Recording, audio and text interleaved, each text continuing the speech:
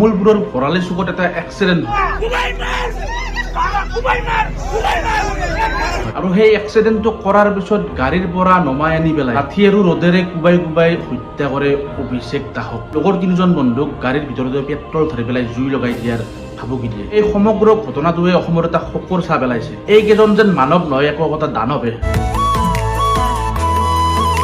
ঘটনাটো এনেকুৱা, অভিষেক দাস সহ তেওঁৰ তিনিজন বন্ধু বগামাটিলৈ যায় আৰু তাত ধুনীয়াকৈ গা পা ধুই পেলাই যেতিয়া ঘৰলৈ উভতি আহে, পুৰৰ ভৰালি চকত এখন ই ৰিক্সাক বচাব যাওঁতে টিঙত শ্লিপ হৈ পেলাই গাড়ীখন চিধা গৈ পেলাই এখন দোকানত খুন্দা মাৰে। এক্সিডেণ্টটো দেখিবলৈ যিমান ভয়ানক দেখা গৈছে, কিন্তু সেই হিচাপে মানুহৰ ইমান ক্ষতি হোৱা নাছিল। কোনোবা মানুহক খুন্দিছিল না কোনোবা জীৱ জন্তুক খুন্দিছিল। এক্সিডেণ্টটো হোৱাৰ পিছত গাড়ীৰ গোটেইকেইখন দৰজা লক হৈ গৈছিল আৰু এজন বন্ধু গাড়ীৰ পৰা ওলাব পৰা নাছিল। কিন্তু যোনে গাড়ীখন চলাই আছিল অভিষেক দাস, তেওঁ ছানৰুফ খুলি পেলাই বাহিৰত ওলাব চেষ্টা কৰিছিল আৰু মানুহবিলাকক কৈছিল যে আমাক সহায় কৰক। কিন্তু মানুহে সিহঁতক সহায় কৰিব এৰি পেলাই সিহঁতক মাৰিবৰ কাৰণে আগুৱাই আহিছিল। অভিষেক দাসক টানি নি পেলাই বহুত বেয়াকৈ প্ৰহাৰ কৰিছিল। তাৰ ফলতে তেওঁৰ মৃত্যু হৈছিল। এই তিনিজন বন্ধুকো প্ৰাণে মৰাৰ ভাবুকি দিছিল। এইটোৱে এনেকুৱা ঘটনা নহয়। আগতে কাৰ্বি আংলঙত অভি আৰু নীলক এনেকৈয়ে মাৰি পেলাইছে। আকৌ এক্সিডেণ্ট কৰাৰ ফলত অভিষেক দাসক এনেকৈ মাৰিয়ে হত্যা কৰি পেলাই। এতিয়া কথা হয়, আপুনি মই বাৰু এই অসমত কিমান ছেফটিত আছো। অভিষেক দাসৰ মাতৃয়ে দোষীক ফাঁচি দিয়াৰো দাবী কৰিছিল।